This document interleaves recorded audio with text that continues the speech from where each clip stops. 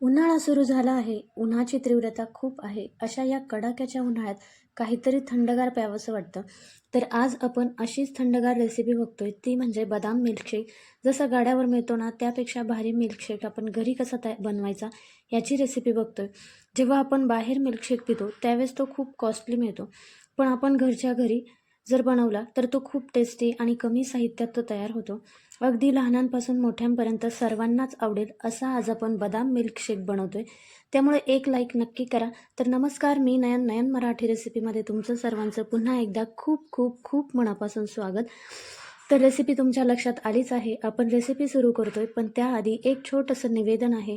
नयन Marathi recipe या चॅनलवर तुम्ही नवीन असाल तर चॅनलला सबस्क्राईब करा आणि व्हिडिओ खालील एक घंटीचं बटन असतं ते दाबायला विसरू नका, म्हणजे नवीन व्हिडिओचे जे नोटिफिकेशन्स येतात ते तुम्हाला सर्वात आधी मिळतील.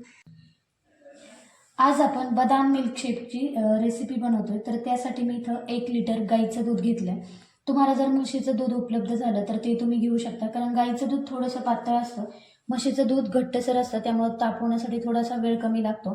आणि अगदी शक्य नाही झालं तर गाईचं दूध घेतलं तरी चालेल. त्यानंतर इथं बदाम मिल्कशेक बनवतोय, त्यासाठी मी 15 ते 20 बदाम घेतलेत. हे बदाम मी सकाळी रेसिपी करते त्यामुळे रात्रभर भिजत घातले. तुम्हाला जर अगदीच वेळ नसेल तर 1 तासभर आधी गरम पाण्यात हे बदाम भिजत घालायचे, म्हणजे त्याची साल व्यवस्थित निघते. तर मी इथं भिजत घातले होते आणि त्याची साल काढून घेतली. तुम्ही बघू शकता, गरम पाण्यात जर भिजत घातले तर इझिली याची साल निघते. तर साल काढून घेतली. त्यानंतर आवडीनुसार साखर घेतली. 2 चमचे इथं कस्टर्ड पावडर घेतली. कोणत्याही मार्केटमध्ये किंवा किराणा स्टोअरमध्ये इझिली आपल्याला ही कस्टर्ड पावडर मिळते. कोणत्याही फ्लेवरची तुम्ही इथं वापरू शकता. मी इथं व्हॅनिला फ्लेवरची घेतली आहे. त्यानंतर थोडंसं वेलची जायफळची पूड घेतली. इथं वेलदोडे जायफळची पावडर घेतली. तुम्हाला नसेल पाहिजे तर नाही घातली तरी चालेल, कारण आपण कस्टर्ड पावडर ही व्हॅनिला फ्लेवरची घेतली आहे. व्हॅनिला फ्लेवर छान आपल्या मिल्कशेकमध्ये उतरतो, त्यामुळे वेलदोड्याची पावडर घातलीच पाहिजे असं काही नाही. आवडत असेल तर नक्कीच घाला.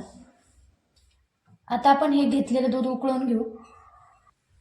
आता आपण दूध उकळवून घेतोय, तर त्यासाठी मी इथं कढई ठेवली. म्हणजे तुम्ही कोणतंही पसरट भांडं घेऊ शकता, कारण पसरट भांडं घेतलं की दूध लवकर उकळलं जातं. आता आपण ह्या कढईमध्ये तळाला थोडंसं पाणी घालतोय. आता पाणी का घालायचं, तर आपलं दूध लगेच खाली भांड्याला लागू नये म्हणून आपण यात थोडंसं पाणी घातलंय. पाणी गरम झालंय, त्यानंतर आता आपण घेतलेलं दूध यात टाकून घेऊ.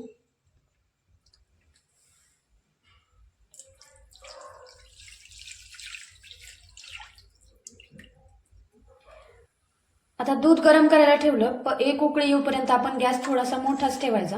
आणि जर तुम्ही गॅस जवळच उभं राहणार असाल तर गॅस मोठा ठेवून गरम केलं तरी चालेल. पण याला जी साय येते ती मोडत मोडत आपल्याला हे दूध उकळवून घ्यायचंय, म्हणजे आपला मिल्कशेक एकसारखा होतो. दूध उकळत असताना खाली तळाला लागणार नाही याची आपल्याला काळजी घ्यायची आहे. म्हणजे आपण सतत हलवत हे दूध आपल्याला उकळवून घ्यायचंय. दूध उकळायला ठेवलंय. एक उकळी येईपर्यंत आपण हे घेतलेली कस्टर्ड पावडर मिक्स करून घेऊ. तर त्यासाठी मी जे 1 लिटर आपण दूध घेतलं होतं त्यातलं थोडंसं दूध मी काढून ठेवलं होतं. तर आता हे दूध आपण वाटीत काढून घेतलंय आणि 1 लिटरचं आपण मिल्कशेक करतोय. तर त्यासाठी मी इथं पोह्याचे 2 चमचे कस्टर्ड पावडर घेतली.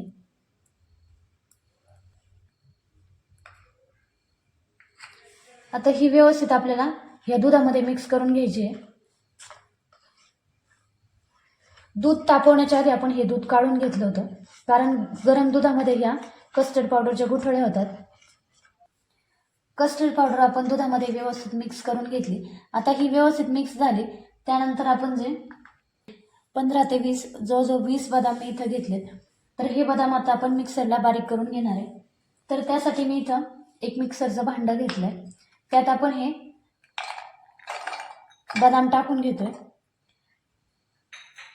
आणि यात थोडंसं दूध घालून आपल्याला याची पेस्ट करून घ्यायची आहे. आता हे मिक्सरला आपण बारीक करून घेऊ. 10 मिनिटं आपण गॅसच्या मध्यम आचेवर दूध उकळून घेतलंय आणि दूध उकळत असताना आपण कढईची साय मोडत मोडत हे दूध छान एकसारखं असं उकळून घेतलंय.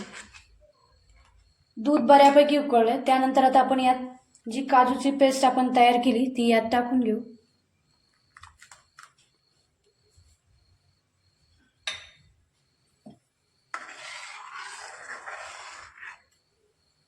पेस्ट आपण यात टाकून घेतली. आता आपण 2 ते 3 मिनिटासाठी हे छान शिजवून घेणार आहे, म्हणजे आपल्या मिल्कशेकला छान दाटसरपणा येतो. 3 ते 4 मिनिटं आपण बदामाची पेस्ट छान शिजवून घेतली. त्यानंतर आपण या स्टेजला आता यात कस्टर्ड पावडर घालतो. आता ही कस्टर्ड पावडर आपण दुधामध्ये मिक्स करून घेतली, पण ज्यावेळेस आपण दुधामध्ये परत मिक्स करतो त्यावेळेस थोडीशी तळाला हलवून घ्यायची, कारण ही तळाला साठून बसते. चमच्याने व्यवस्थित मिक्स केली. आता आपण या दुधामध्ये घालून कस्टर्ड पावडर घातल्याच्या नंतर आपल्याला परत एकदा हे छान मिक्स करून आपल्याला हे उकळून घ्यायचंय. आता आपण लगेचच यात साखर घालतोय.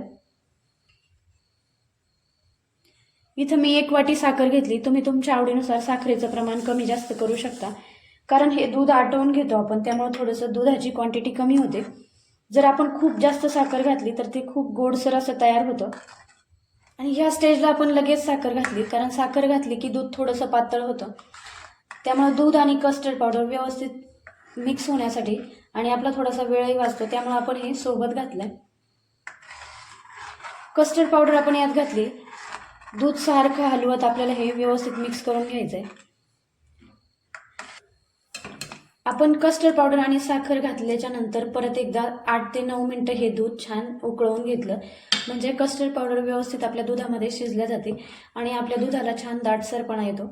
तर 9 ते 10 मिनिटानंतर तुम्ही बघू शकता अगदी आपल्या दुधाचा कलरही बदललाय आणि दूध बऱ्यापैकी दाटसर झालंय.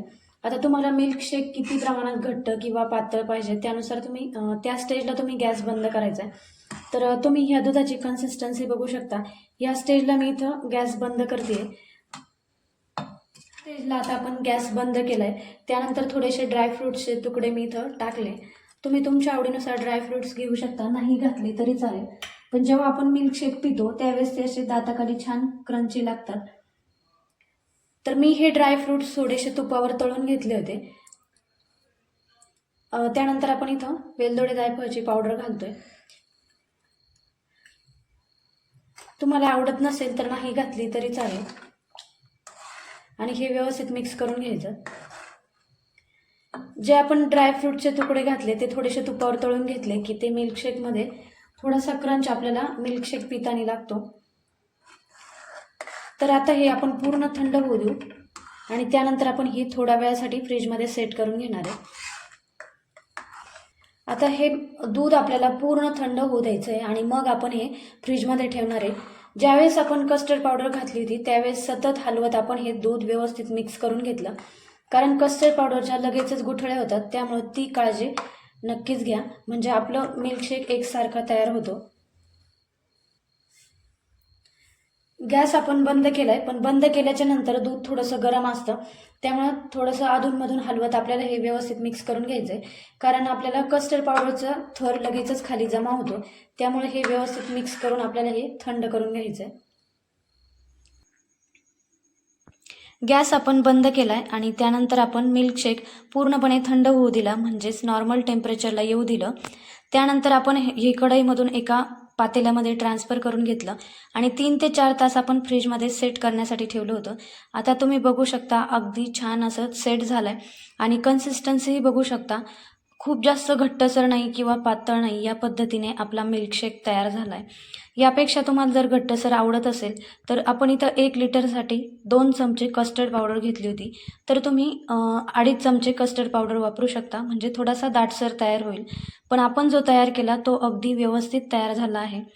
तर तुम्ही एकदा नक्की ट्राय करून बघा. आणि आपण आता ग्लासमध्ये ओतून घेतोय. मिल्कशेक तुम्ही बघू शकता अगदी छान असा मिल्कशेक आपला तयार झालाय. तर तुम्ही एकदा नक्की ट्राय करा. आता यावर आपण थोडेसे ड्रायफ्रुट्स अट्रॅक्टिव्ह दिसण्यासाठी टाकतोय आणि चवही छान लागते. मिल्कशेक आपण ग्लासमध्ये ओतून घेतलाय, त्यानंतर आपण यावर थोडंसं केशर घालतोय. थोडेसे मी इथं ड्रायफ्रुट्स कट करून घेतले, तर काजू, बदाम, पिस्त्याचे काप याच्यावर टाकले, म्हणजे दिसायलाही अगदी छान दिसतं आणि चवीलाही छान लागतात. तर या पद्धतीने आपला मिल्कशेक तयार झालाय. तुम्ही एकदा नक्की ट्राय करून बघा आणि आवडल्यास लाईक करायला विसरू नका. उन्हाळा चालू आहे, शरीराला थंडावा मिळण्यासाठी अगदी मस्त रेसिपी आहे. प्यायलाही अगदी खूप टेस्टी आहे. जसा मार्केटमध्ये मिळतो त्यापेक्षा भारी आपण मिल्कशेक, बदाम मिल्कशेक घरी तयार करू शकतो. करायला अगदी सोपं आहे. त्यामुळे एकदा नक्की ट्राय करा. दुपारच्या वेळेस करून बघा आणि आवडला तर लाईक करायला विसरू नका. पुन्हा भेटूया अशाच एका मस्त रेसिपीमध्ये. तोपर्यंत धन्यवाद.